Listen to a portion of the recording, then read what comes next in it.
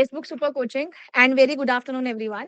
सो जैसा कि हमें पता है कि मंडे को हमारा रिजल्ट आया था और हमेशा एनटीए धमाके पे धमाके देता है। मंडे को भी एक बहुत बड़ा धमाका रात में मिला कि नेट जो है नेट का रिजल्ट आउट हो चुका है और बहुत सारे स्टूडेंट ने यहाँ पे हमारे साथ होम साइंस स्टूडेंट की अगर मैं बात करूं और भी सब्जेक्ट की अगर मैं बात करूं तो सबने जेआरएफ और नेट क्वालिफाई किया है।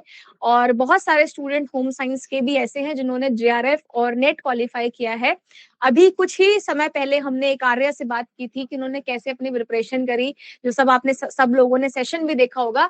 और अभी आज मेरे साथ उन्हीं स्टूडेंट में से एक है दिव्या, जिन्होंने भी यहाँ पे बहुत अच्छे परसेंटाइल पे, अगर आप देख रहे हो 97 परसेंटाइल पे यहाँ पे नेट को क्रैक किया है। एंड 97 परसेंटाइल सबका एक सपना होता है कि हमें 90 से, अगर मैं एक 100% की बात करूं, 100% में बच्चों का सपना होता है कि हमें 98 नंबर लाना है, 97 लाना है, 99 लाना है।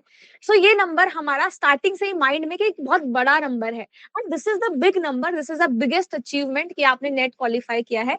और यहाँ पर आप स्पेशल देख पा रहे हो कि आपने बीपीएससी पीजीटीवी क्रैक किया है, एस्टेट का एग्जाम, एजुकेशन में आपने 2 बार नेट क्वालिफाई किया और एजुकेशन में से नेट क्वालिफाई करने के बाद आप होम साइंस का आपने नेट क्वालिफाई किया है। तो इससे इस ये सोने पे सुहागा है और इससे बड़ी बात मेरे लिए तो नहीं होगी, क्योंकि ये मेरे लिए बहुत बड़ी अचीवमेंट है। 3 4 5 पेपर को लगातार कॉम्पिटेटिव एग्जाम में बैठना, पेशेंस रखना और ऐसे एग्जाम को क्वालिफाई करना जिसमें ऑलरेडी आपको बहुत सारा पेशेंस चाहिए। तो आज मेरे साथ दिव्या है, हम दिव्या से जानेंगे कि दिव्या ने कैसे प्रिपरेशन करी, कैसे उन्होंने, मतलब वो कैसे मोटिवेट रही इस जर्नी के लिए, कैसे उन्होंने नेट के साथ साथ इन एग्जाम्स को भी क्वालिफाई किया, इन सब के बारे में हम दिव्या से बात करेंगे। और जो भी स्टूडेंट का डाउट, जो भी क्वेरी रहती है कि जो दिसंबर के लिए प्रिपरेशन कर रहे हैं, उनको दिव्या का मैसेज भी सुनेंगे कि उनके लिए दिव्या क्या मैसेज देना चाहेंगी। सो हम दिव्या से शुरू करते हैं पहले। तो दिव्या, पहले अपने बारे में बताइए, आप कहाँ से हैं, आपने कैसे प्रिपरेशन शुरू करी, आप अपनी पूरी जर्नी, आप बोल रहे थे कि मेरे साथ आप डिस्कस करना चाहते हो। सो मैं चाहती हूँ सारे फ्यूचर एस्पिरेंट्स जो भी दिसंबर की प्रिपरेशन कर रहे हैं, सब आपकी सक्सेस स्टोरी सुने, कैसे आपने इन एग्जाम को क्रैक किया। सो दिव्या, आपसे शुरू करते हैं, कैसे आपने शुरू किया, आप कहाँ से हो, कहाँ से बिलोंग करते हो, आपका मास्टर्स पीएच जो भी आप कर रहे हो, ग्रेजुएशन वगैरह मास्टर्स, वो सब आप डिस्कस कीजिए। नमस्कार मैम। पहले तो मैं आपको हृदय से आभार व्यक्त करना चाहती हूँ कि आपने हमें मौका दिया यहाँ बोलने के लिए, अपनी सक्सेस स्टोरी शेयर करने के लिए। अब मैं अपना परिचय दे रही हूँ। मेरा नाम दिव्या सिंह है, मैं बलिया से हूँ। मेरा स्नातक और परास्नातक दोनों बनारस हिंदू यूनिवर्सिटी से है। और उस दौरान कोविड का समय था, मेरा पीजी चल रहा था। उस दौरान मेरा क्लासेस ऑनलाइन थे, तो मेरे को ऑनलाइन देना तो ज़्यादा मेरे को होम साइंस में रुचि नहीं बैठ पा रहा था, क्योंकि हमारी सारी क्लासेस ऑनलाइन थी, हमको ऑनलाइन एग्ज़ाम भी देने थे, तो उस दौरान मैं घर चली गई थी। और उसी दौरान मैंने अपने बीएड में भी टॉप किया था, मतलब अच्छे गवर्नमेंट कॉलेज से बीएड किया। फिर एमएड में भी मैं 4th रैंकर रही हूँ अपने यूनिवर्सिटी के, विद्यापीठ से मेरा एमएड है। तो उसी दौरान अचानक जब मैं फर्स्ट ईयर में थी, तो उस समय बीपीएससी पीजीटी होम साइंस का फॉर्म आया। तो मैं सोची मेरा तो अच्छे यूनिवर्सिटी से पीजी भी है और बीएड भी अच्छे जगह से, क्यों ना मैं इसको ट्राई करती हूँ। फिर मैं यूट्यूब पे चैनल सर्च करना शुरू की। फिर मैं 1-2 वीडियो ऐसे देखते गए कि यार ये मैम तो बहुत अच्छा पढ़ा रही हैं। फिर मैं वहीं स्टॉप हो गई। पहले मैं गई, फिर मैं आपकी सारी वीडियो देखे, मैं स्टेट भी टॉप किया, मैं बीपीएससी पीजीटी में भी सिलेक्शन लिए। फिर हम सोचे कि इसी दौरान जब सारा चीज़ चल रहा है, तो क्यों ना हम एक बार नेट भी दे दें। तो मैम ऐसा है ना कि मैं क्या कि सोचे कि टेक्स्ट बुक पहले ज्वाइन कर ले। फिर हमें लगा यार मैम तो इतना वीडियो 300 फ्री वीडियो डाली है, तो पहले मैं इसको कंप्लीट करती हूँ, उसके बाद देखेंगे, नहीं होगा तो आगे देंगे। फिर मैं ये कह सकती हूँ, पहला कोई ऐसा चैनल है और अदिति मैम है जो फ्री में कोई भी स्टूडेंट यदि पढ़ना चाह रहा है, तो उस हजार मतलब कि तो मल्टीपल काम साथ करने के बाद भी वो यदि यदि आपके मैराथन देख ले, यदि पीवाईक्यू ओरिजिनल देख ले, तो वो आसानी से सक्सेस को पा सकता है। तो मैम इसमें आपका योगदान है, क्योंकि मतलब ये था ना कि जिस सब्जेक्ट से हमको रुचि हट गई थी, मैं एजुकेशन और लगातार टॉप करते रहे, पर मैं होम साइंस से अरे ठीक है ऑनलाइन मेरा यूनिवर्सिटी बहुत अच्छा था, बनारस हिंदू यूनिवर्सिटी, लेकिन ना वो रुचि फिर भी मेरे को जिस जो आपसे मिला ना, वो उस यूनिवर्सिटी में भी जाके हमको लगा ऑनलाइन पेपर हो गया, तो फिर उतना बढ़ नहीं पाया था, तो मैं चीजें छोड़ दी थी। और मैं तब से ये चीजें पकड़ी जब मेरा बीपीएससी पीजीटी में गवर्नमेंट लेक्चरर में सिलेक्शन हुआ, तब मैं कही कि नहीं नहीं, अब तो मैं नेट भी, तो आज मैं शायद थोड़ा-सा और एफर्ट की रहती, तो आज मैं आपके सामने जेआरएफ में भी दिखते। नहीं, बिल्कुल, अगली बार आपके साथ इंटरव्यू जेआरएफ का ही होगा, क्यों परेशान होते हो? अच्छा, आपने जो एग्ज़ाम क्वालीफाई की सारे एजुकेशन में किया था या सिर्फ़ ओनली नेट आपको होम साइंस में, बाकी सब्जेक्ट जो नहीं, आपने नहीं, क्वालीफाई मैं जो बीपीएससी पीजीटी लेक्चरर थी, वो होम साइंस की लेक्चरर थी ओके, और उस दौरान मेरा एमएड फर्स्ट ईयर था, तो मैं एमएड में भी 2 बार लेट हो गई थी, फर्स्ट सेमेस्टर, सेकंड सेमेस्टर में भी।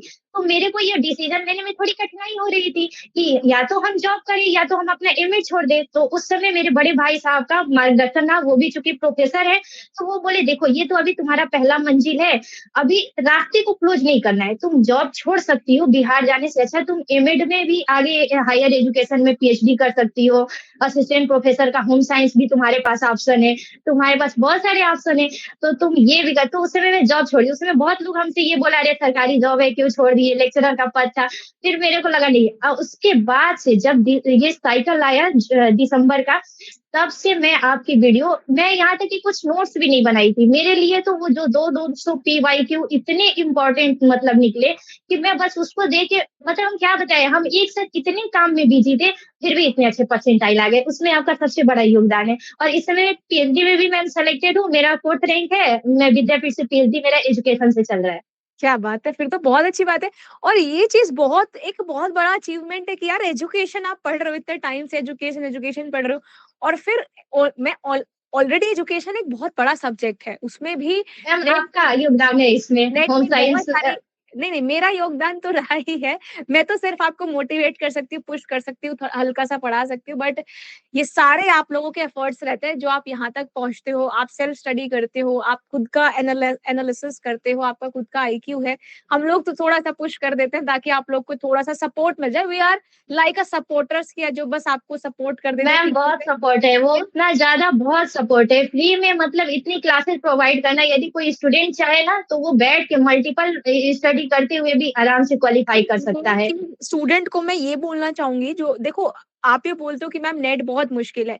जब दिव्या ने इतने सारे एग्ज़ाम क्रैक करे हैं एक साथ, इतने सारी पूरा लाइफ़ में बिज़ी होके सारे एग्ज़ामिनेशन के साथ लेक्चरर का पोस्ट छोड़ दिया। बताओ सरकारी नौकरी जो लोग भागते हैं कि हमें सरकारी नौकरी करना है, उन्होंने सरकारी नौकरी तक छोड़ दी है। उन्होंने इतने सारे एग्ज़ाम्स को क्वालीफाई किया, तो ऑब्वियसली आप लोग भी कर पाएँगे and being a education subject student उन्होंने और एजुकेशन एक ऐसा सब्जेक्ट है ना ऑलरेडी नेट में वो बहुत बड़ा सब्जेक्ट है education. It is a yes vast ma'am. Vast subject और उसका सिलेबस बहुत वास्ट है एंड होम साइंस भी एक बहुत बड़ा सब्जेक्ट है और उसमें भी इतने सारे आपके पास पेपर 1 है, पेपर 2 है, यू हैव 11-10 यूनिट्स तो उसके बाद इस सारी कठिनाइयों को झेलने के बाद इतने सारे बैरियर्स को क्रैक करने के बाद आज दिव्या के साथ बहुत अच्छा लग रहा है इंटरव्यू लेके कि यार जब दिव्या कर सकती है तो कोई नहीं कर मैम आप सकता है।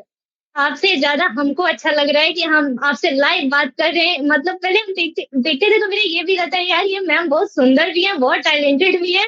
और मतलब कोई ऐसा मतलब हम बहुत सारे चैनल को देखे, कोई ऐसा शायद ही चैनल है जो इतना डेडिकेशन के साथ सिर्फ नेट के लिए इतने अच्छे से पढ़ा रहा है कि आपको ओरिजिनल पीवाईक्यू करा रहा है।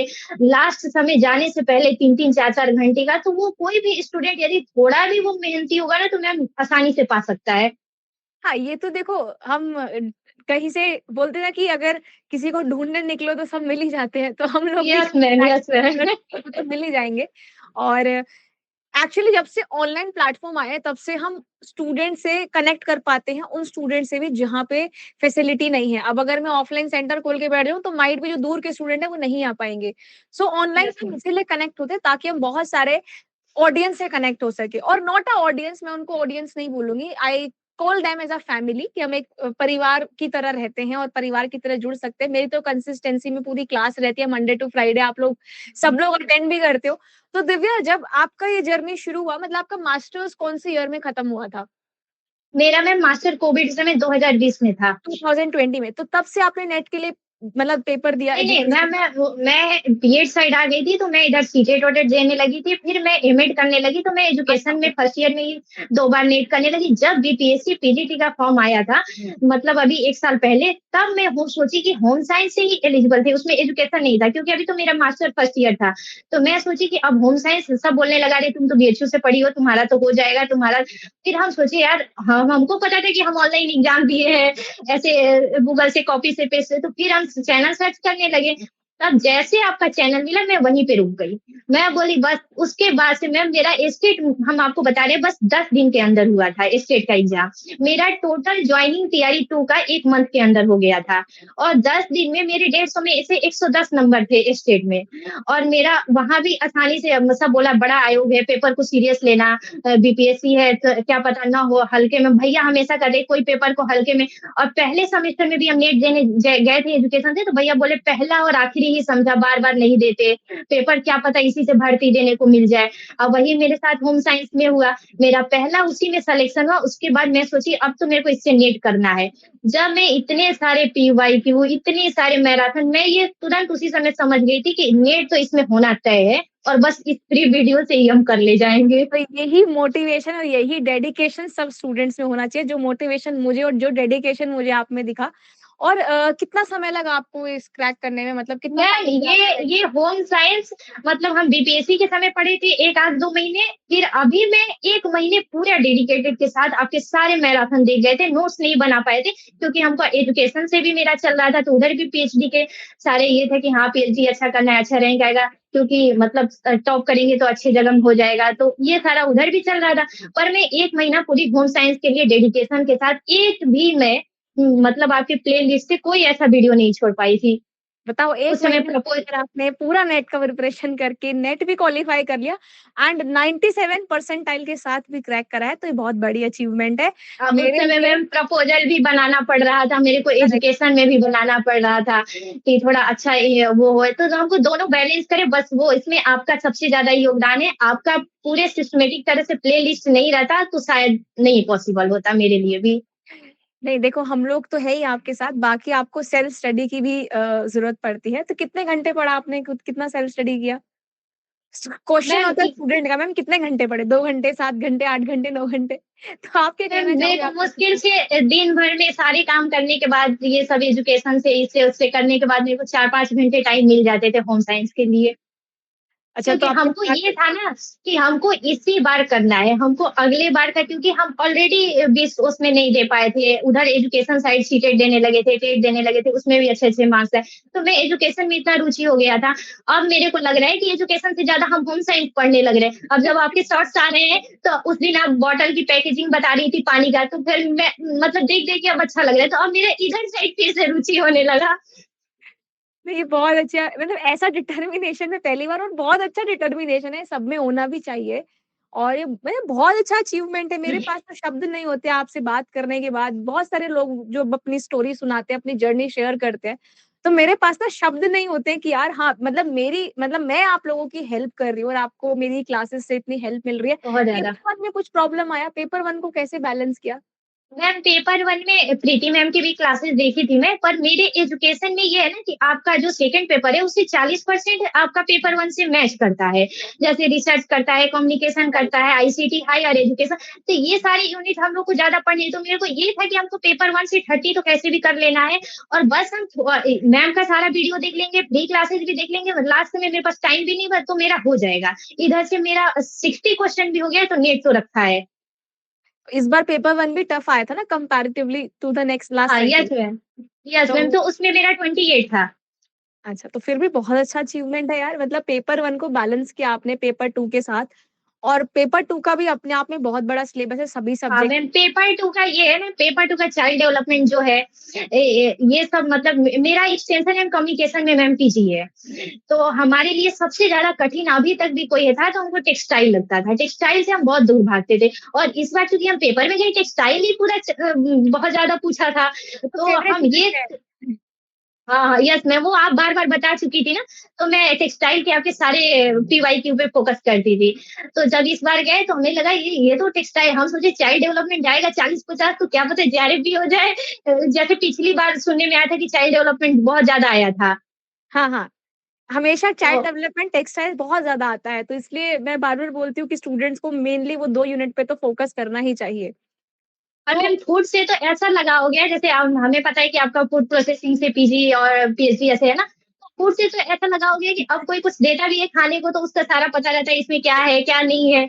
कोई पानी पीने का देता है तो उसमें भी इंसान नोटिस करता है, मतलब वो तो फेवरेट बन गया क्योंकि उसको लाइफ में भी अप्लाई करना है। अब कोई ऐसा हो गया ना कि कोई ये सब डायबिटीज वो बीमारी वाला पढ़ते समय ये होता है कि जरा भी अरे मेरे को तो ये अल्जाइमर हो रहा है क्या, मेरे को तो उससे कनेक्टेड हो गया कनेक्ट कर इंसान। पाते हैं, प्रैक्टिकल लाइफ के एग्जांपल से हम कनेक्ट कर पाते हैं और जैसे शॉर्ट्स वगैरह जाती है तो इन्फॉर्मेशन भी आपको मतलब मैं देती रहती हूँ हाँ कि मैम, कैसे बहुत क्या हुआ। इन्फॉर्मेशन मिलता है उससे। तो दिव्या जब आपका रिजल्ट आया क्योंकि मंडे को रात में रिजल्ट आया तो पेरेंट्स का क्या हुँ। रिएक्शन था? कैसे आपने सेलिब्रेट किया उनके साथ? मैम, सबसे ज़्यादा खुश रिजल्ट से भैया थे क्योंकि उनका हर समय मेरे लिए मार्गदर्शन है। मतलब वो पीसीएस अधिकारी का जॉब छोड़े थे, वो इस समय असिस्टेंट प्रोफ़ेसर है एलबीएस पीजी कॉलेज के। तो वो हमें हर समय मोटिवेट करते थे, होम साइंस है, देख लो मैम अच्छी हैं तो कर सकती हो, मैम भी तो की हैं। तो वो हर समय हमेशा मोटिवेट करते रहते हैं हमको, तो हमको कभी ऐसा लगा ही नहीं कि मतलब कब गिरावट आ रहा है, क्या आ रहा है। जैसे कुछ होता है तो वो बोलते हैं, "अरे हो जाएगा, होम साइंस में भी तो बच्चे टॉप कर रहे हैं, सीखो, समझो।" पेरेंट्स का क्या रिएक्शन था आपका जब रिजल्ट आया? पेरेंट्स बहुत से ठीक है, कहे बताओ कुछ क्वेश्चन और कर ली होती अच्छे से। थोड़ा-सा मतलब होता है ना छोटी-छोटी क्वेश्चन गलत हो जाते हैं, माइनर अपनी गलतियों से गलत हो जाते हैं। तो नहीं, आज आपका 8 क्वेश्चन डिटर्मिनेशन, आपका मोटिवेशन तो मुझे बहुत मतलब पता चल रहा है, आपसे बात करके ही पता चल रहा है। तो दिसंबर में ज़्यादा टाइम नहीं है, ज़्यादा दूर दिसंबर है नहीं, तो दिसंबर के लिए अपना लग जाओ। सोचो कि आपको करना ही है अब तो, सिर्फ 4 महीने बचे हैं, तो 4 महीने के अंदर अपना बिल्कुल लग जाओ। मैं तो ये कह रही हूँ कि भले मैं एजुकेशन से पीएचडी करें, पर हम आपके प्लेलिस्ट हमेशा देखेंगे ताकि हमको प्रोफ़ेसर में, एआईटी में हर जगह काम आए। क्योंकि हमें पता है कि जिसका नेट का लेवल का तैयारी है ना, जैसे बीपीएससी, पीजीटी में भी नेट के ही क्वेश्चन रखे गए थे, डायरेक्ट रखे गए थे। मतलब हम लोग आके वहाँ से लिखे भी कि अरे ये तो नेट में आया था, ये नेट में आया था। तो ये पता है कि नेट के लेवल की तैयारी है तो आपका टीजीटी, पीजीटी और ये इसमें हो जाएगा, यदि सीट थोड़ी ये सही-सही क्लासेस आए सिर्फ तो। यूजीसी के लिए नहीं बल्कि टीजीटी, पीजीटी इन सबके लिए हेल्पफुल रहती है। और यस मैम, यूजीसी का यस तो मैम। बहुत बड़ा वो है, तो यूपी जो भी टीजीटी, पीजीटी आपके एग्ज़ामिनेशन होते हैं, उनके लिए तो वैसे भी ये हेल्पफुल होती हैं। बाकी आपने क्या मिस्टेक्स करी जो आप बताना चाहोगे स्टूडेंट को कि वो मिस्टेक ना करे हाँ, दिसंबर एग्ज़ाम के लिए? मैम मेरे से मिस्टेक ये हुआ कि मैं रिवीज़न नहीं कर पाई। मैं सोची थी कि कम से कम एग्ज़ाम जाने के समय हम 3-4 बार मैराथन देख के जाएँगे, सारी मैराथन। और मैं ऐसा हुआ कि लास्ट समय तक मैं 1 से 2 बार करते-करते टाइम हो चुका था। तो मेरे से एग्ज़ाम में जब कुछ क्वेश्चन कॉलर-वॉलर से आए थे, तो हमें लगा था कि एक बार ढंग से रिवीज़न होना चाहिए था बहुत अच्छे से। हाँ। तो हम स्टूडेंट को यही कहना चाहेंगे कि जितना भी पढ़ें, उसको मल्टीपल टाइम रिवीज़न दीजिए। रिवीजन से बहुत हेल्प मिलता है आपको एंड मैराथन्स हमेशा यस आपके मैम। रिवीजन के लिए ही बनाई जाती हैं। मैराथन तो हाँ, और यस मैम। दिव्या और बीच में आपने मैम बोल दिया कि मैराथन अब एक ही आएगा, हम सोचे यार मैम भी इस समय बोल रही है कि एक ही मैराथन आएगा, क्या नहीं पता मैम एक्चुअली ना जब ले तो। एग्ज़ाम पास आने वाला था तब आपकी डबल मैराथन्स हाँ, होती हैं। हाँ, तब आने और लगे थे। हाँ, दिव्या एक बहुत बड़ा क्वेश्चन ना मेरे माइंड में आपकी बातों से ये आ रहा है, मतलब मैं हुँ, जानना चाहती हूँ, हर ना एक स्टूडेंट का सपना होता है कि जैसे हम देखते हैं इंडिया के अंदर मोस्टली या रूरल एरियाज़ के अंदर या फिर अगर मैं हरियाणा साइड बात करूँ, तो एक ना बच्चों का सपना होता है कि हमें सरकारी नौकरी लेनी है। और यस मैम। आपने एक गवर्नमेंट एम्प्लॉयी बन के आपने जब उस जॉब को लेफ्ट किया, तो आपको कैसा फ़ील हुआ? क्योंकि यहाँ पे बहुत सारे स्टूडेंट का सपना है कि हमें सरकारी नौकरी करनी है और वो एक ऐसा जो मिथ बना हुआ है एक सोसाइटी में, एक इंडियन सोसाइटी में कि हाँ, अगर सरकारी नौकरी पे बच्चा है तो उसकी शादी बहुत अच्छी होगी, है ना? उसके लिए मतलब अच्छे मतलब एक अच्छा ही उसका जो दर्जा यस अलग ही होता है। लेकिन आपने इस जॉब को जो जब लेफ्ट किया, तो आपको कैसा फ़ील हुआ? और आप एक बहुत बड़ा एग्ज़ाम्पल हो जो ये इस तरीके की जो परिस्थिति में जब सोचते हैं ना कि हाँ यार, एक सरकारी नौकरी ही सब कुछ है, तो आप उनके लिए बहुत बड़ा एग्ज़ाम्पल हो कि हर चीज़ सरकारी नौकरी नहीं होती है। तो यस आपको मैम, कैसा यस मैम। फ़ील हुआ? आपने इतना जो हार्ड डिसीज़न है वो कैसे लिया? मैम इस हार्ड डिसीज़न में मेरे भैया का योगदान है क्योंकि उसने उन्होंने पहले ही भी 10 5 जॉब ऐसे छोड़ चुके थे। वो जब पीसीएस का जॉब छोड़ दिए थे, वो हमसे बताए कि ज़िंदगी बहुत कम है, मतलब कुछ बड़ा करो। जैसे पढ़ रही हो तो प्रोफ़ेसर बनो, मतलब ये सब जॉब करना, लेकिन तब जब लगे कि तुम्हारे पास ऑप्शन नहीं है, तब तुम सरकारी पीजीटी, अभी जब तुम असिस्टेंट प्रोफ़ेसर के लिए एलिजिबल हो गई, डाइट लेक्चरर के लिए एलिजिबल हो गई, तो पहले कुछ बड़ा ट्राई करो, जीवन में कुछ बड़ा करो। तो मेरे को लगा कि अब आर्थिक सपोर्ट बहुत ज़्यादा है घर से, तो हमको कभी पैसे-वैसे की प्रॉब्लम नहीं, तो हम सोचे कि जॉब करेंगे, क्या पता मेरा पढ़ाई रुक जाए, तो इससे अच्छा कि मौका मिल रहा है, पढ़ ले अच्छे से एक बार। और उसमें मेरे को होम साइंस भी और अच्छे से पढ़ने का, शायद हम जॉब करते रहते, तो हमको फिर से, हम भले पीजीटी में लेक्चरर के पद पे सिलेक्शन थे, लेकिन हमको हमेशा से था कि हम होम साइंस को हमको थोड़ा डीप पढ़ना है, जो कि आपके वीडियो से हमको मिला। और अभी भी हमको लग रहा है कि आपसे अभी हमको बहुत ज़्यादा पढ़ने की ज़रूरत है।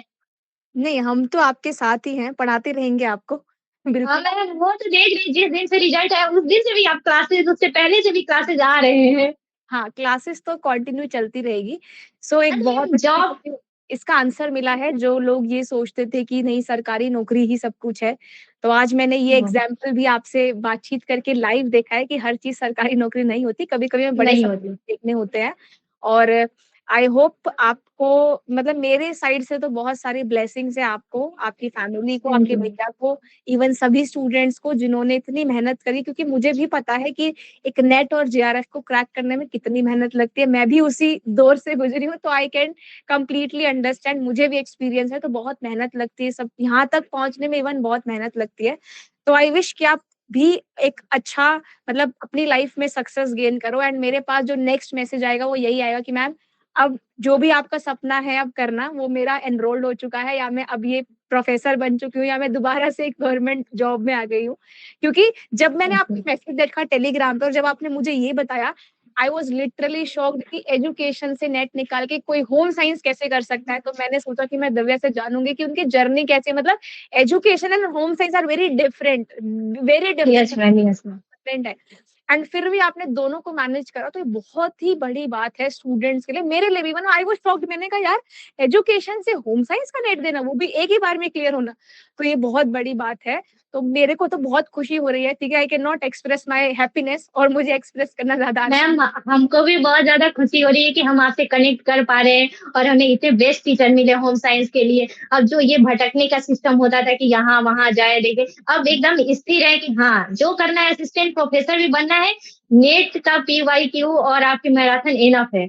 नहीं, बिल्कुल, हम तो आपके साथ रहेंगे ही, और मेरी बेस्ट विशेज़ भी आपके साथ है कि आप अपनी लाइफ़ धन्यवाद में मैम। आगे बढ़िए, मूव ऑन कीजिए, एक बहुत अच्छे लेवल पे आप जाइए, अपना सक्सेस सेलिब्रेट कीजिए, और मेरे पास ज़रूर मैसेज करना जब भी यस जो भी मैम। सपना है कि यस, अब मैं ये बन चुकी हूँ। और ऐसे ही खुश रहो यार, छोटे से ज़िंदगी है, सब लोग नेट की प्रिपरेशन करो अच्छे से, कोई दिक्कत परेशानी वाली बात है यस नहीं। Ma'am.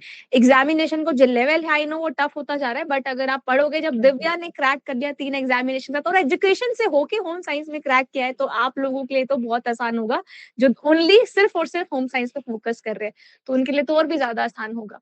So yes ma'am, yes ma'am. Best of luck. और अगर आपका कोई थैंक डाउट यू है मैम। तो आप मुझसे पूछ सकते हो, क्योंकि I guess we have to wind up the session, मेरी क्लासेस भी है नेक्स्ट। सो अगर आपका कोई क्वेश्चन है मुझसे या कोई डाउट है तो आप पूछ लीजिए, नो अदरवाइज़ मैम, मैं खुश हूँ, आपसे बात करके खुश हूँ, मेरे सारे डाउट्स कंप्लीट हो गए। बस हम नहीं, आप आगे आने ज़रूर वालों को आपने कहेंगे प्लेलिस्ट देखें, अच्छे से वीडियो देखें और गो थ्रू करें, आराम से हो जाएगा नेट। नहीं, बिल्कुल, मैं आपसे टेलीग्राम पे कनेक्ट रहूँगी, और जब भी आपको ठीक कोई है। डाउट हो, please feel free to reach any time, I am always there with you, my blessings are always there with you, और okay wish you ma'am, best okay. Luck for the future and God bless you. I think we should end the thank lecture you now. Ma'am, thank you. Okay? चलो, bye thank Divya, you it ma'am. Was nice talking with you. Me too. Thank you ma'am. Okay.